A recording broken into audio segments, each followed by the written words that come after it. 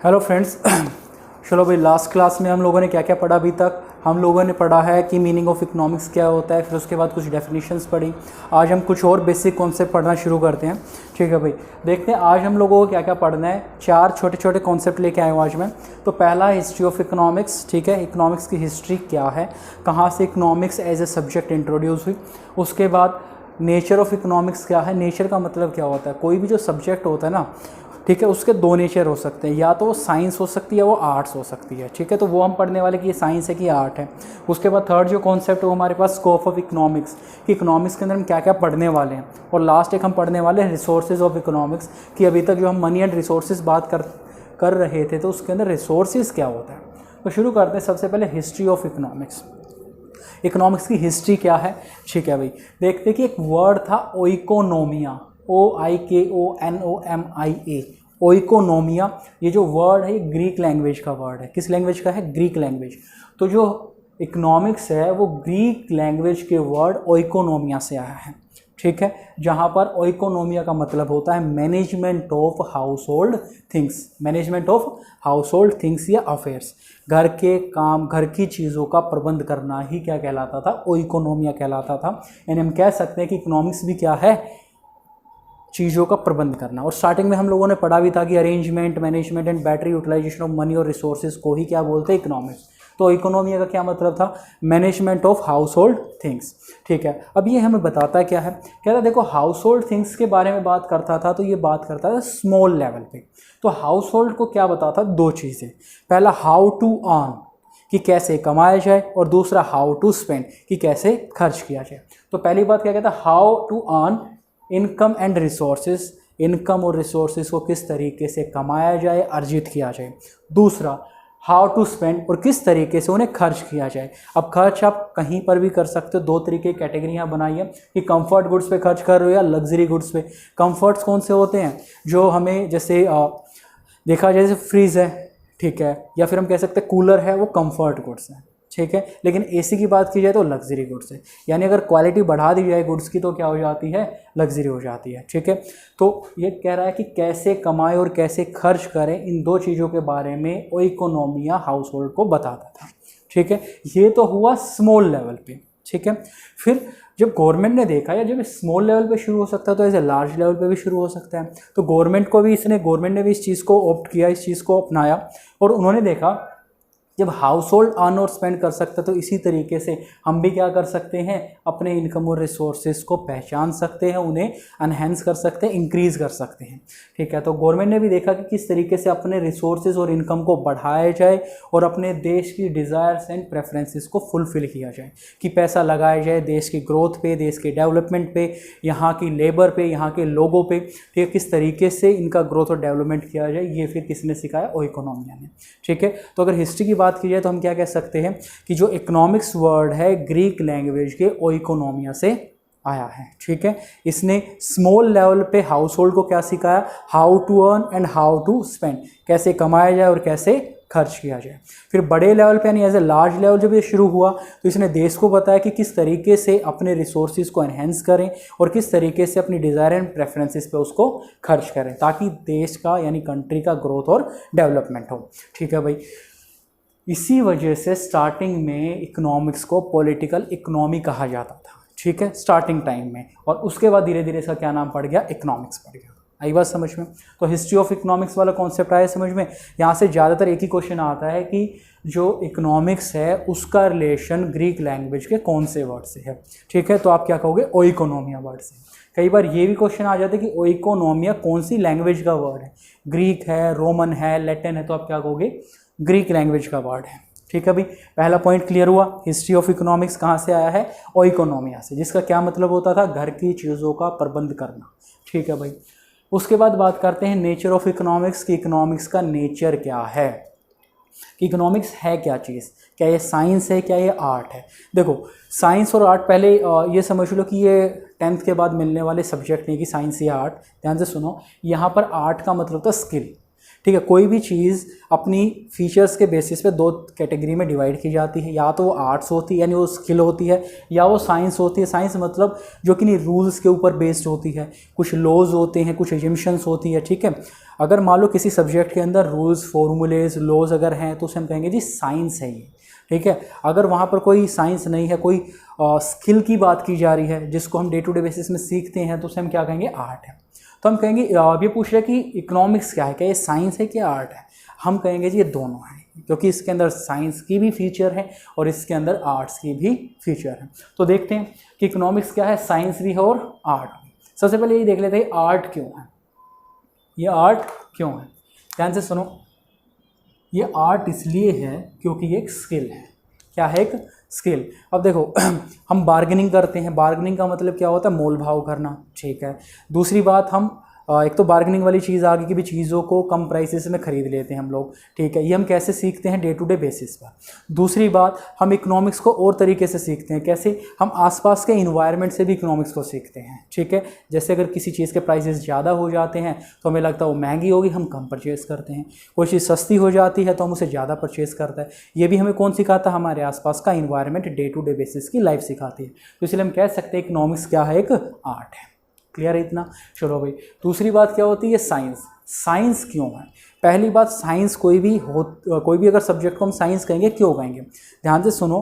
अगर कोई भी सब्जेक्ट जिसके अंदर कुछ फीचर हो, कौन कौन सी, जिसके अंदर कुछ रूल्स हो, कुछ लॉज हो, कुछ एजम्पशंस हो, कुछ कंडीशंस हो, कुछ फॉर्मूलेज हो, तो उसे हम कहेंगे जी इसका नेचर कैसा है, साइंस। तो हम कह सकते हैं कि इकोनॉमिक्स क्या है, एक साइंस भी है। इकोनॉमिक्स के अंदर साइंस के भी गुण हैं, ठीक है भाई। ये बात भी समझ में आ गई कि इसके अंदर साइंस के गुण हैं, ठीक है भाई। ऐसा क्यों कह सकते हैं, क्योंकि ध्यान से सुनो, इकोनॉमिक्स के अंदर हम आगे पढ़ने वाले हैं law of demand, law of supply, ठीक है। तो जब इसके अंदर लॉ आ चुके हैं तो इसका मतलब हम कह सकते हैं कि ये साइंस भी है, ठीक है भाई। चलो भाई, अब साइंस को फर्दर दो कैटेगरी में डिवाइड किया जाता है, एक होती है पॉजिटिव साइंस और एक होती है नॉर्मेटिव साइंस, ठीक है भाई। पॉजिटिव साइंस में क्या चीज़ें आती हैं, पॉजिटिव साइंस में सीधे सीधे से फैक्ट होते हैं। इकोनॉमी के बारे में क्या होते हैं, फैक्ट, जो कि ट्रू होते हैं, ऑथेंटिक होते हैं, ठीक है, जिनको हम प्रूव कर सकते हैं।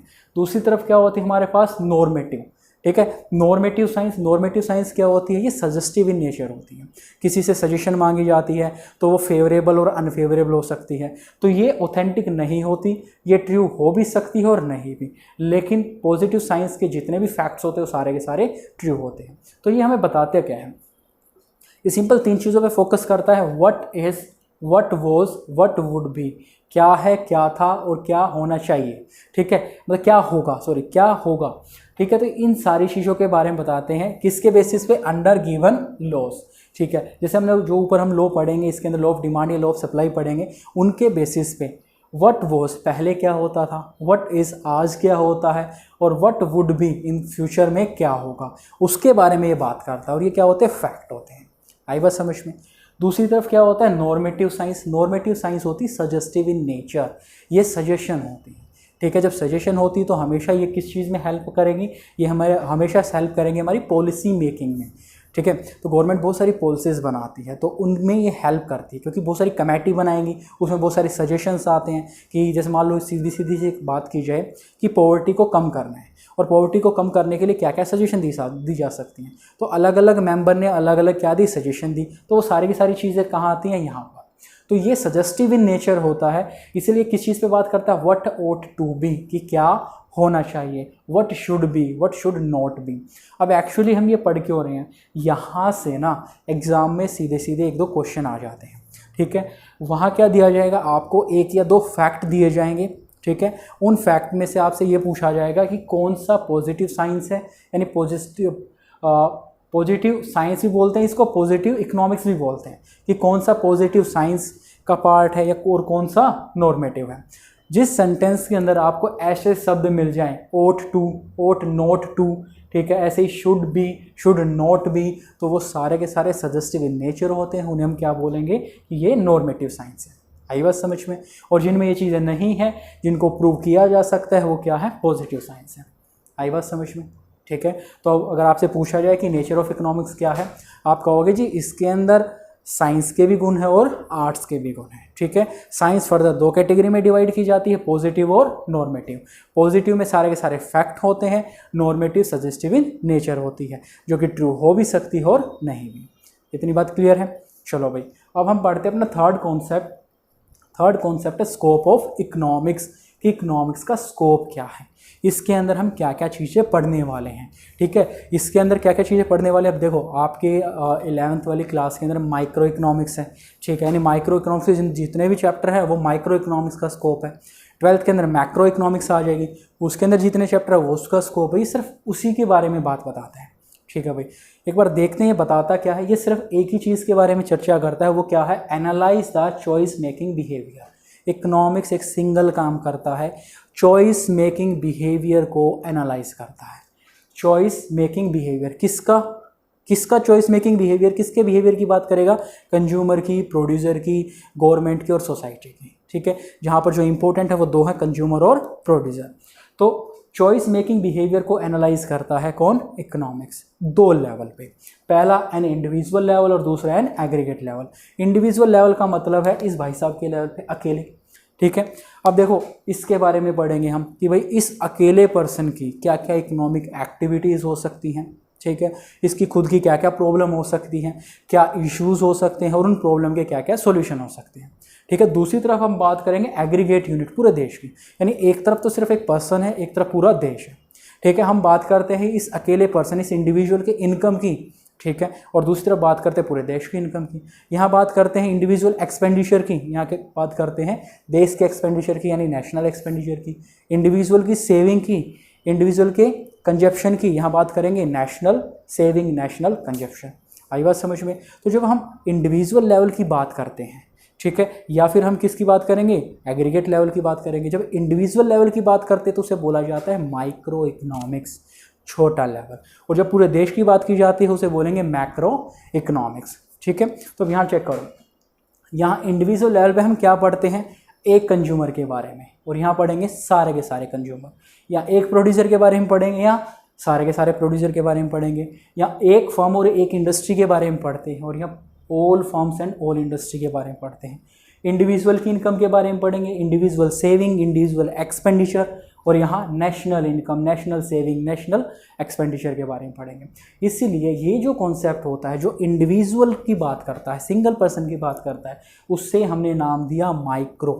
क्या नाम दिया, माइक्रो। तो हम इसे पढ़ते हैं माइक्रो इकोनॉमिक्स में। और ये वाला पार्ट जहाँ हम टोटल एग्रीगेट की बात करते हैं, ठीक है, नेशन एज अ होल की बात करते हैं, पूरे देश की बात करते हैं, तो उसे हम क्या पढ़ते हैं, मैक्रो इकोनॉमिक्स। आई बात समझ में।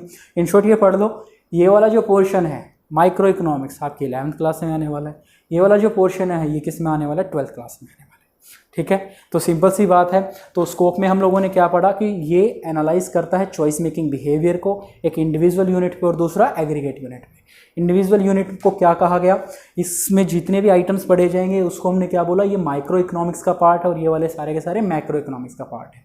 ठीक है भाई, नेक्स्ट क्लास में हम यही पढ़ने वाले हैं कि माइक्रो और मैक्रो के बीच में क्या डिफरेंस होता है, इसको डिटेल में पढ़ेंगे।